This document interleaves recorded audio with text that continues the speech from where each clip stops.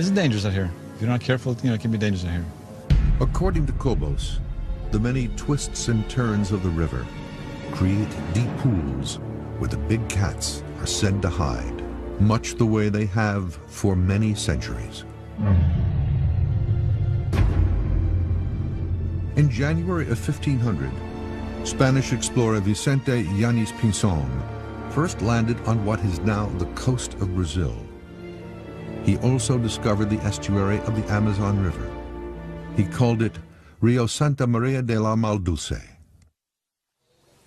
For 350 years after, the area remained a wilderness, inhabited mostly by indigenous people, until 1850, when steamboat navigation began to open up the Amazon.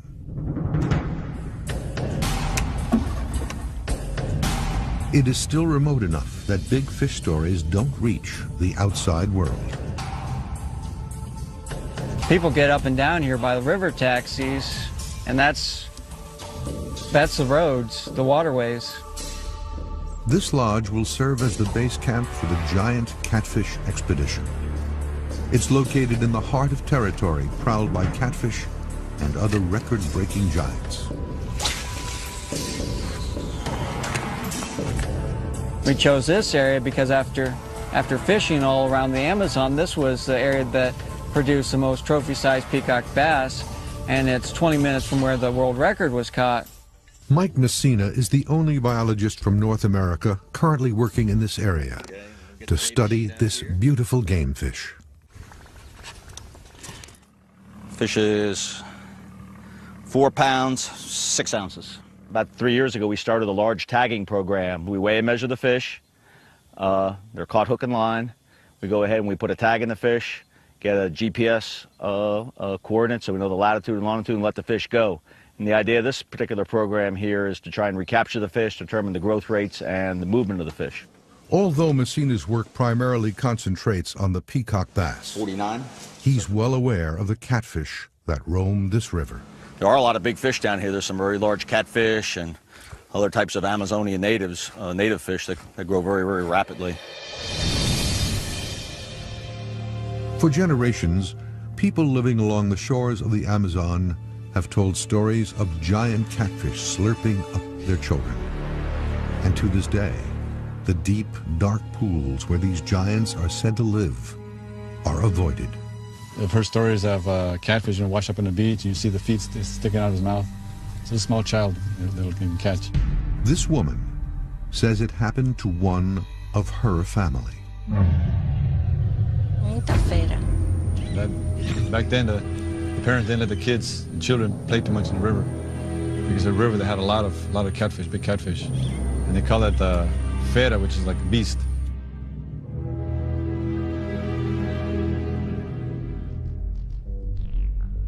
During the mid-1970s, a local boy was attacked here on the Rio Negro River, where Nee and Cobos are searching for giant cats. Ele tinha 5. He was 5 years old. The young boy was Celestina Valena's cousin, and she remembers the tragic story like it was yesterday. Fishing guide Mark Cobos translates.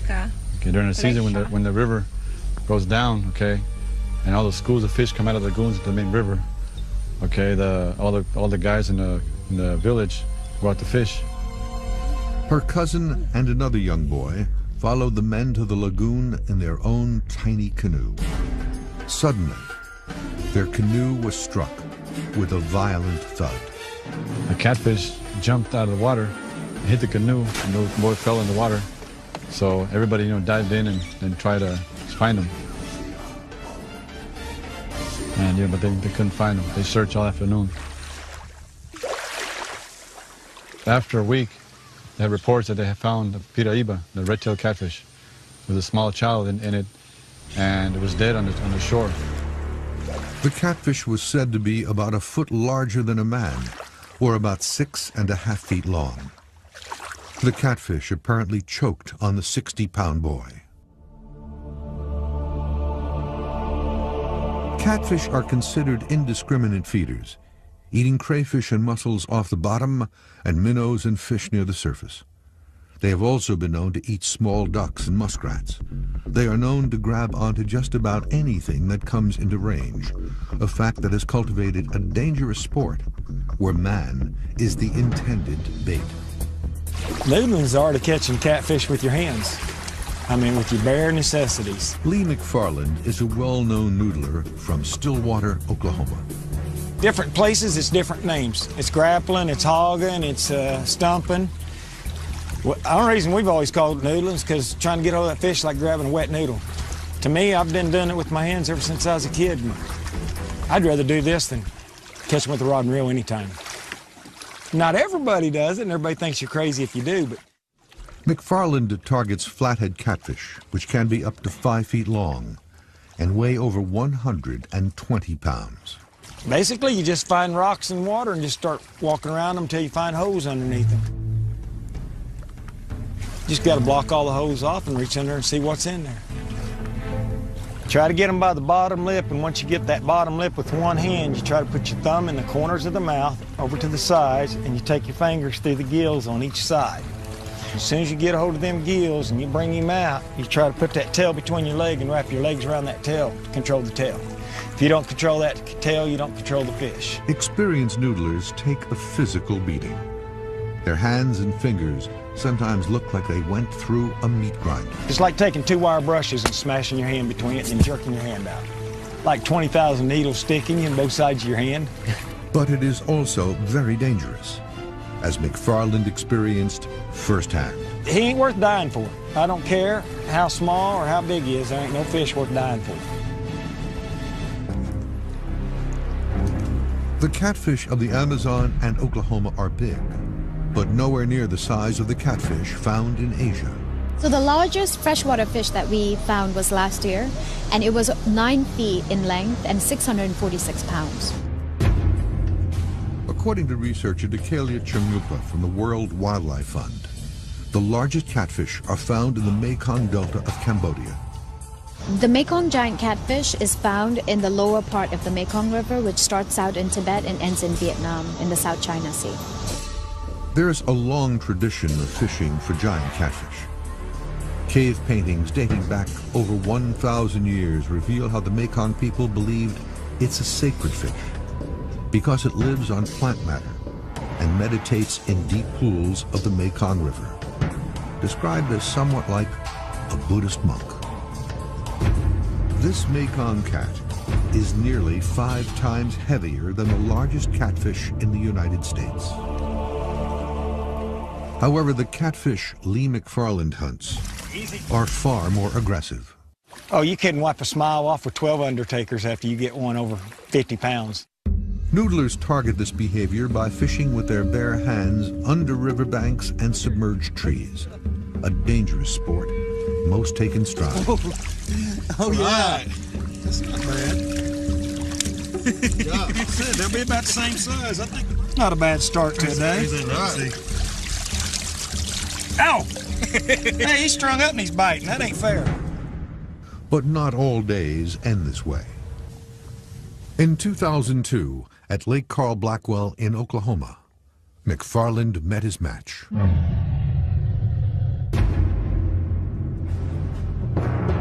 I was down there and I working this fish and I'm working him, and he finally comes up and I get a hold of the fish and he gets a hold of me, and I start to pull him out and he jerks me back against the rock and bangs me up. I pull him back up and I was trying to wrap my legs around him, trying to stream, trying to do everything I could down there. And as I finally come out and couldn't get a hold of him, he just started spinning with me. Had me all twisted up.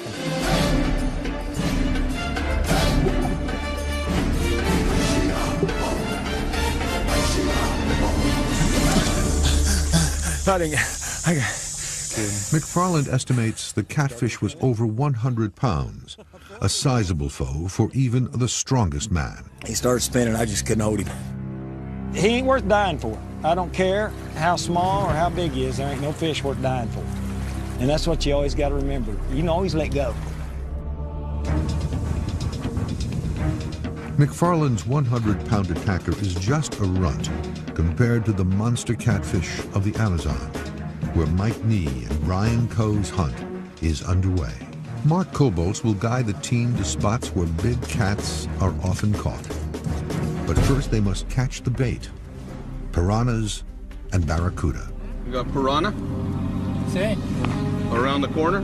This is in the lagoon. In the lagoon? Yeah. Okay. And we'll troll? Yes. Okay.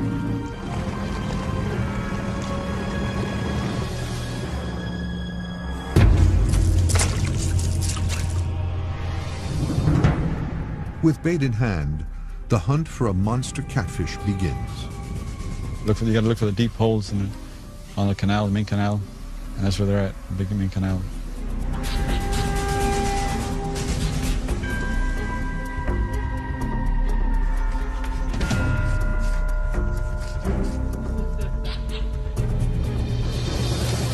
Pitched out a big old piece of meat and with about a 100-pound test line and sat and waited. That's what you do. And they do not have to wait long. Huh. I just got a tap. Something's messing with the line. Hasn't acted large enough, but it might be something that's mouthing. Catfish will do that. While the stories of catfish large enough to eat Amazonian children must be verified, our fear of what lurks below is unquestionably real and universal. In 1975, the blockbuster movie Jaws tapped into this fear, scaring many water lovers inland for good. Everyone was frightened. Children were told to stay out of the water. They couldn't go swimming. The movie is partly based on a real attack that took place in freshwater, not the ocean. In July of 1916, 5 shark attacks took place off of New Jersey. 3 of them occurred in Matawan Creek. Nearly 15 miles upstream from the open ocean and the brackish waters of Matawan Creek, 12-year-old Lester Stilwell and his 24-year-old would-be rescuer, Watson Stanley Fisher, were killed. There were young boys swimming. A shark attacked 2 of the young men. A third boy was injured later that same day in Matawan Creek. Experts believe the attacker was either a bull shark or great white, odd visitors to a tidal river just 40 feet wide. Shark might have gone up the creek to attempt to find food. It might have simply wandered into the creek as a matter of investigating a local area. The reason these attacks stirred such fear was because they occurred in fresh water, not in the typical hunting grounds of the Atlantic Ocean. Matawan Creek is not the only place that toothy monsters are found. Across the United States, there is a predator some call the freshwater barracuda. I was over here and I was swimming. In the summer of 2004, in a lake near Pine River, Minnesota, about 160 miles from Minneapolis, Blaine Johnson was attacked. And after I started swimming, I came in to the shore, and then you could see everything in front of you, and I would just walk along the shore just seeing if I could see fish. As he waited, baitfish and small bluegills scattered in front of each step. Little did he know that a giant fish was also watching his every move. They saw it coming. I didn't have any idea, but I know that they just scattered. And usually when something scatters, something's up. I moved my foot up about like that, and it was almost out of the water, and the next thing I know, I just got hit. Next thing I know, I'm practically running in water. It took me about 3 seconds to get to the dock, and all I know is when I got up, there was blood on both sides of my ankle coming down. Blaine never got a good look at the fish as it attacked from behind. The thrashing enemy churned the water to a murky brown as it held fast to his foot. It happens so quick, and you're not sure what's going on. There's just one thing in your mind: get away. Johnson still has the scar wrapped around his foot as evidence. The teeth mark goes up all the way up into here. Both Johnson and wildlife experts believe the most likely culprit is a native fish, the pike. Its torpedo-like body bursts from the weeds, propelled up to speeds of 30 miles per hour. Its many rows of teeth are like razors, eviscerating its prey. and it attacks just about anything that moves. Always when we hear about them, it's that it's a piece of a person being dangled in the water, much like you dangle a lure or something else. Roland Sigurdsson is an aquatic specialist with the Minnesota Department of Natural Resources and says attacks on people are rare, but do happen. They're an ambush predator, they're looking for movement, and they're attacking something that will fit into their mouth, something that they can swallow. Pike are found across the northern hemisphere, and officially the largest muskie caught with a rod and tackle was 67 pounds and just over 60 inches. Roughly the same size as the largest saltwater barracuda. The pike also resembles its saltwater brethren in ferocity. The two largest pike are found in Minnesota, where Johnson was attacked. The northern pike with its horizontal patches, and the larger muskellunge, or muskie, with its vertical markings. Whatever it was not afraid of him. There was blood. That's all I know for sure. There was blood and teeth marks. Some of those teeth were good size. Maybe it was hungry. Maybe, just saw ankle and decided, hey, let's go for it. According to Sigurdsson, even a small pike will attack. It was very hungry, and it took a chance on something it saw dangling in the water, and turned out, unfortunately, it was this young man. The pike's aggressive nature seems to have no limits, including attacking its own kind. It is not known whether the smaller pike in this video was attacked for crossing an unknown boundary, or if it was an intended meal. It is proof, however, of the ruthless nature of these toothy monsters.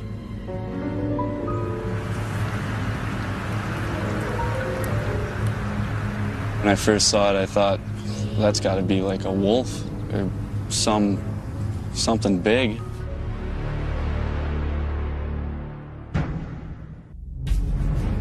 In October of 1998, these jaws of a dead muskie were found on an island beach in the Chippewa Flowage in Wisconsin, about 300 miles from Green Bay.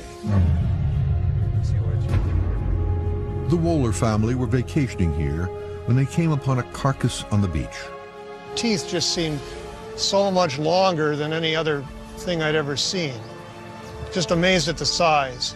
There was enough of the carcass remaining to identify the monster. Turns out it was a muskie jaw. The jaws have been displayed in a case at the Treeland Resort for the last decade.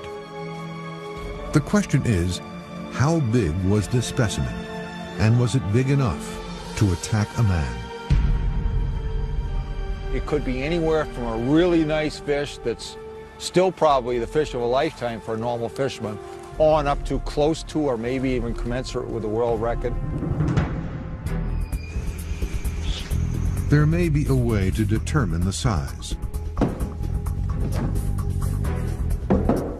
When you look at the thickness of this jaw, and you compare it to the thickness of a replica like a 52 would be, you can see that it's probably a good 1.5 to 2 inches wider than the head on a 52. And it's also a good 1.5 to 2 inches longer from where the hinge is actually on the fish. So this tells me that this is a huge fish. Matt Yernatich is a wildlife forensic reconstructionist for artistic anglers in Duluth, Minnesota. He has mounted many monster muskies in the last 15 years, but nothing compares with this. It's truly a monster fish. I don't think I've ever seen a fish this big. Look how big these teeth are. Ouch. That would leave a mark. Imagine that swimming around in the lake. Heads are pretty much proportional to the body on muskies. So if you make the head bigger, you've got to make the body bigger. It will take approximately 6 weeks to complete the full body, and the results could be amazing. Wisconsin is not the only place in North America with giant fish. According to this man, the cold, clear waters of the Arctic Circle hide something. A lot of fishermen don't believe it, but I was there. He had an encounter with a fish as big as his 14-foot boat. I battled 40, 50-pound fish, and this thing made them look like a minnow. In July of 1987, Jim Peterson was enjoying the solitude in the land of the midnight sun.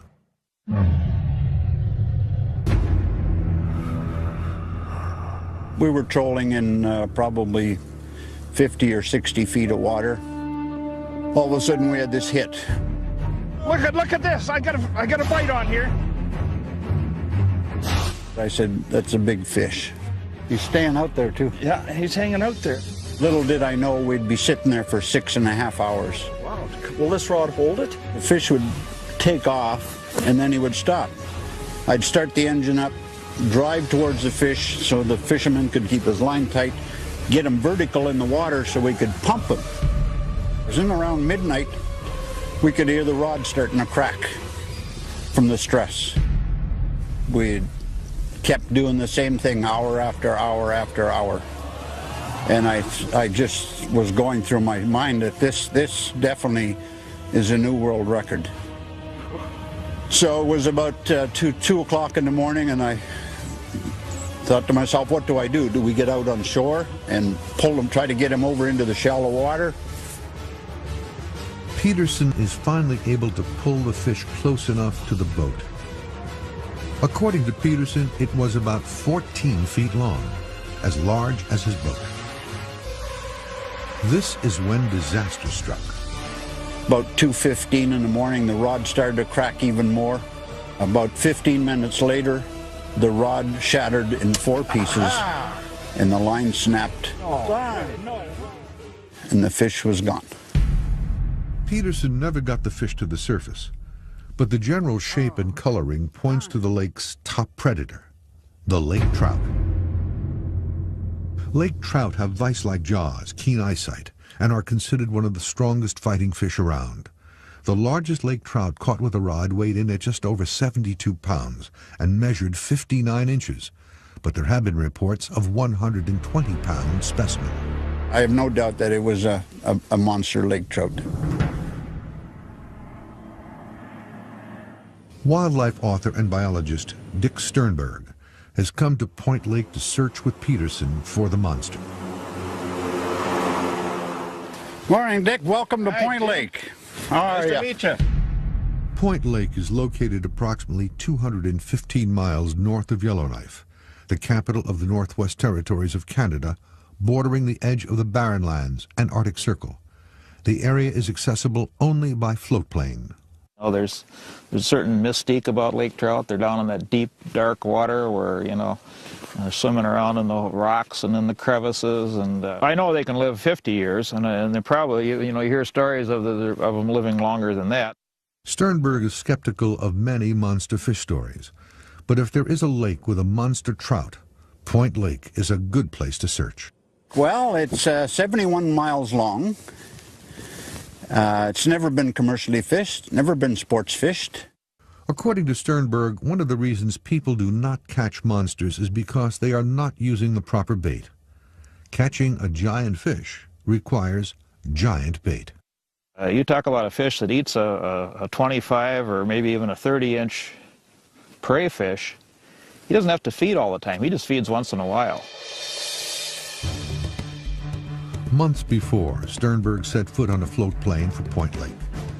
He designed 2 one-of-a-kind lures to help test his theory. Hey, Brad. Hi, Dick. Brad Peterson of Waterworks Fishing Accessories, a division of Metro Molded Parts in Minneapolis, has been creating lures for sport fishermen for decades, but never anything on the scale of what Sternberg has in mind. I want to make one that looks like a minnow bait. Okay. Big enough to put a camera inside of it. One other one I would want would be like a giant curly tail. Okay. You think you can do that? Oh yeah, we can do that, sure. It's about 20 inches right now. 20, I'd like to see it at 24 inches. Let's make it bigger. Yeah, we're just gonna get this probe going right now.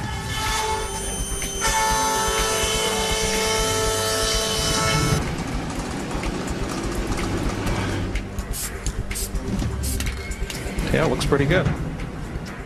Hey, Dick, this is what we come up with. Wow, boy, that looks great.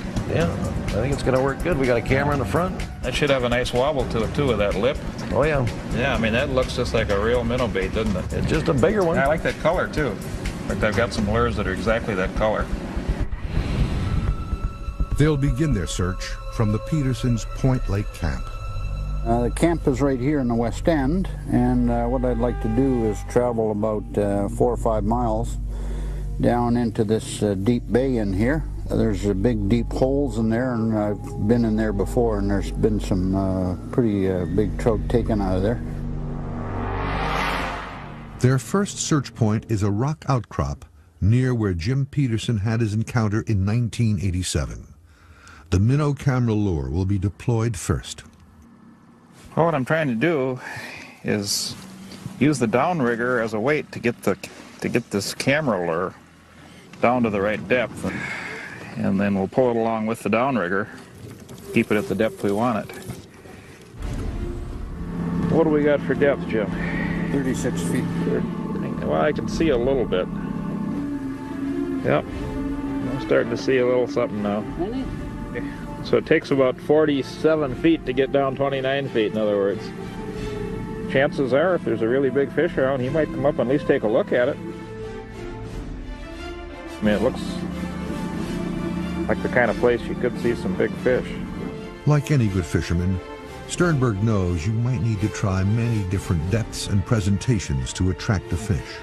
So who knows? We'll just run it a little bit here and see what happens. No luck so far with the giant minnow lure. But Sternberg is anxious to try the curly lure.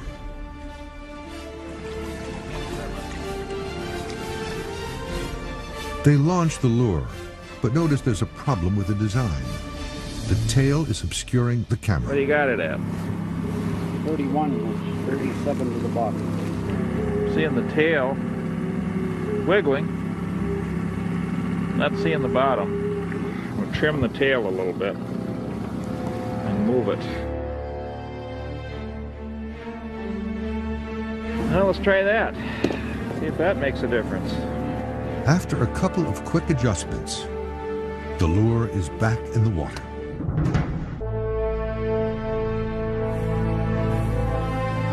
Dick Sternberg and Jim Peterson are looking for a monster trout in the cold, clear waters of northern Canada. While their search is based on Peterson's unverified story, there is another giant fish whose behavior and size is better documented. They're just a big, toothy, nasty-looking critter. The alligator gar, weighing in at over 350 pounds and over 12 feet long.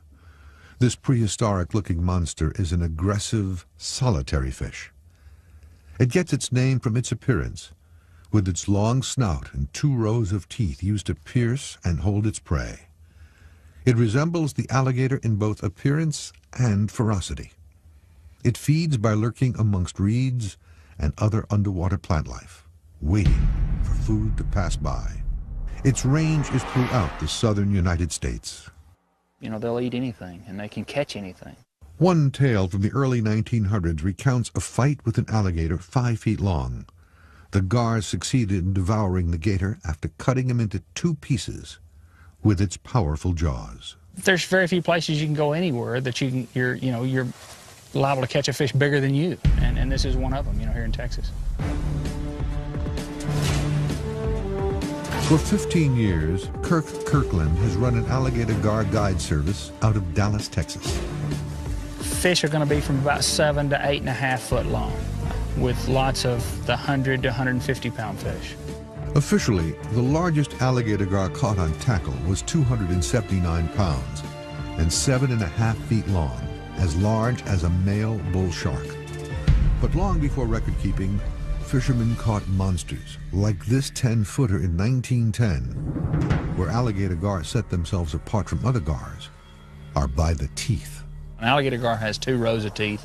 The teeth will be from just real little small teeth up to teeth maybe almost as big as a pencil. So, and they have their front jaw actually overhangs their bottom jaw, and they have like 6 teeth that hang out of their mouth. So even if their mouth's closed, they can still get you. had people bit. I've had people hit by them with their head. I've had people cut pretty bad with their teeth. The Trinity River, located about 60 miles southeast of Dallas, will be the location of this monster quest effort to videotape and catch a giant-sized gar. It's well over 600 miles long. It's really narrow and winding up in this area. It has one of the best populations of alligator gar anywhere in the world. Kirkland uses heavy-duty rods and reels typically seen in deep saltwater fishing. He also uses multiple bait alarms, so he can have more than one line in the water at any time. This is a bait runner on this rod, and you set it in the alarm, and the line will come off of it automatically when the fish start taking it. And as it goes through the alarm, it'll make a beeping noise. With the bait alarms in place, all that remained is for a gar to strike. Kirk is guiding fisherman and Monster Quest videographer Jared Christie. It is Christie's first time fishing for alligator gar. You have no idea how big the fish is going to be. You know, you don't know if it's going to be 10 pounds or 200 pounds. They do not have to wait long. We got a fish just went off, just taking the bait and running. She may chew on it for 10 minutes, you know, and just keep working it back, getting it further back so she can take the bait. Yeah, we're just right behind it, just following it. So it doesn't even know we're here. A few moments later, it is time to set the hook. I'll let you get on slacking. Start reeling, start reeling. Start reeling. Come on. Hit him again. There you go. Now really, man. You got him now. Pump down on him. Raise him back up. Then jump again. Put some pressure on him. That is an alligator gar. Just get him on this side of the boat, and I'm going to put this noose around him. Back up. I'll stop him about right there. Don't look at that. Whoa. Wow, that was close. Look here. Just about got me.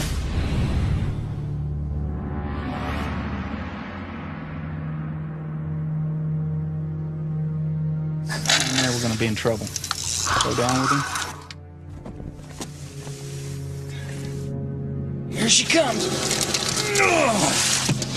The real danger begins once the fish is in the boat.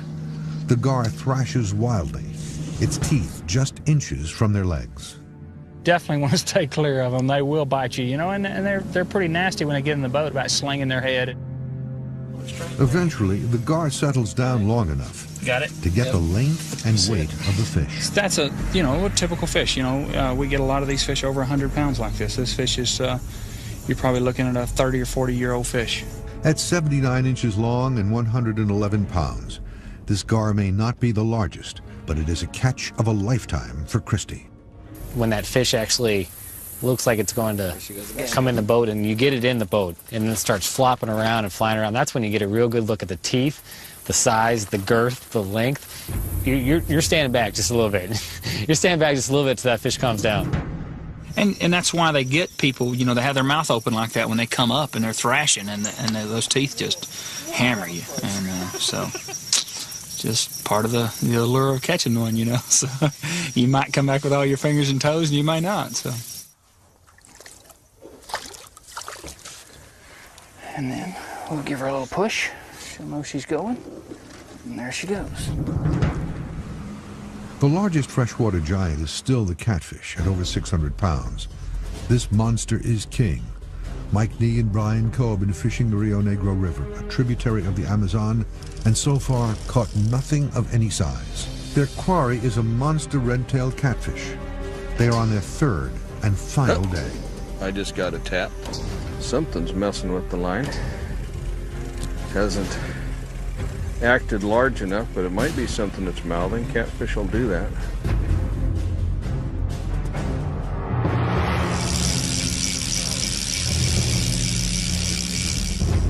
They fished a number of deep water holes known for big catfish, but caught nothing larger than 20 pounds. Just a baby compared to the legends. Catfishing this afternoon has highly disappointed me. I was really expecting a monster fish. We're just in the wrong spot. Their search for a monster catfish is over. Definitely wanted to catch a catfish. Yeah, but there'll be another time. In the old days, you would see a lot more of these here, the big ones. Now you got more people here being fished out, but there's still some big ones in the rivers. Halfway around the world, Dick Sternberg and Jim Peterson are in the Arctic Circle hunting giant trout.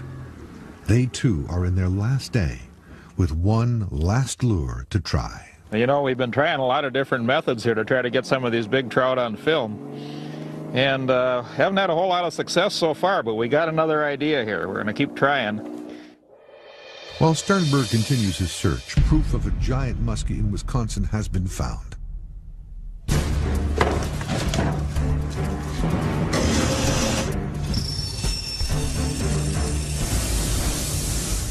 The forensic reconstruction is complete, and the results are surprising.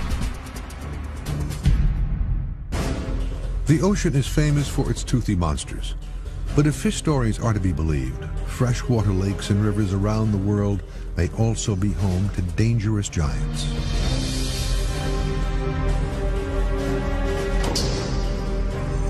This family found the jaws of what they believe is a record-breaking pike.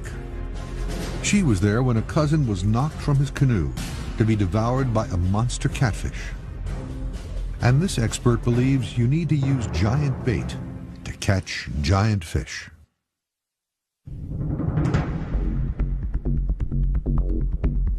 Wildlife biologist Dick Sternberg is in the last day of his search for a monster trout. There's big deep holes in there, and I've been in there before. And there's... Jim Peterson has brought them to one of his hotspots.